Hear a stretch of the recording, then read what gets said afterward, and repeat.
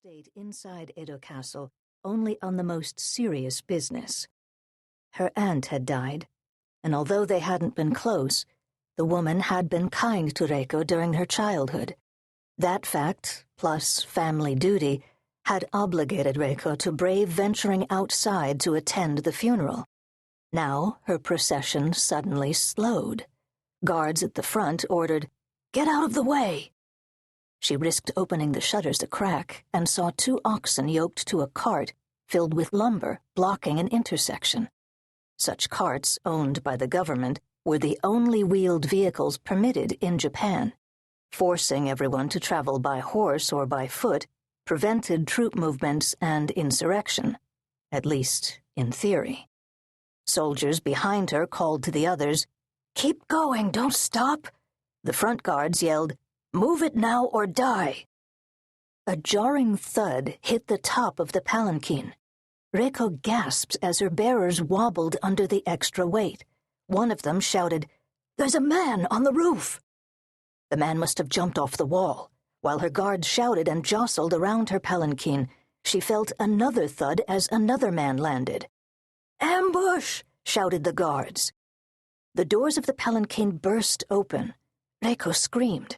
Her attackers, 2 young samurai with knives gripped in their teeth, swung upside down from the roof at her. As she drew the dagger she wore in a sheath strapped to her arm under her sleeve, they flipped into the palanquin, transferring their knives from teeth to hands. "Help!"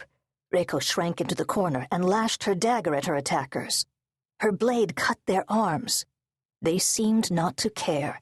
Blind savagery glazed their eyes as they slashed at her. Their hot breath and pungent sweat filled the palanquin. Reiko saw the crest stamped on their kimonos. They were Lord Matsudaira's men. No surprise. She frantically parried against their blades. One grazed her face. Outside, swords clashed while her guards fought off more Matsudaira troops who joined the attack. The combatants' bodies thumped against the palanquin. Horses whinnied as the battle raged. "Turn around!" her guard captain shouted. "Head back to the castle. Somebody get those bastards off Lady Reiko!" Reiko heard her chief bodyguard, Lieutenant Asukai, call her name. As her attackers pinned her arms and she kicked at them, he lunged into the palanquin and seized one of the men. The palanquin veered in a jerky about-face. The bearers broke into a run. Lieutenant Asukai dragged the man outside. They tumbled into the street under the horses' skittering hooves and the feet of the battling soldiers. The attacker, still inside, threw himself on top of Reiko. He clutched the wrist of her hand that held the dagger. His weight immobilized her. She desperately thrashed and writhed, beating at him with her free left hand. His blade strained toward her throat. Reiko could see her terrified face reflected in the shiny steel.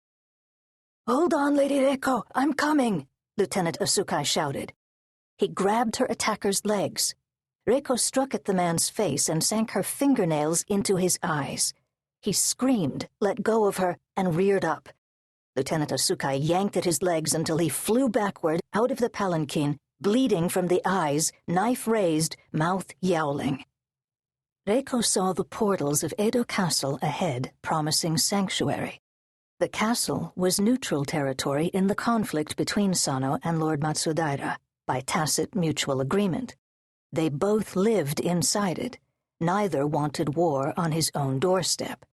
The sentries stared in amazement at Reiko's palanquin hurtling toward them and the battle that trailed it like unruly streamers. "Let us in!" Lieutenant Asukai shouted, running beside Reiko. The sentries swung open the huge iron-banded gate. Winded and puffing, the bearers staggered, carrying the palanquin through it. The gate slammed shut. Reiko sighed in relief. "That was too close a call," Sano said. He crouched on the floor beside Reiko in their private chamber, watching grimly as the doctor dabbled medicinal ointment on the cut on her cheek. First his son kidnapped, and now his wife ambushed. Lord Matsudaira had gone too far.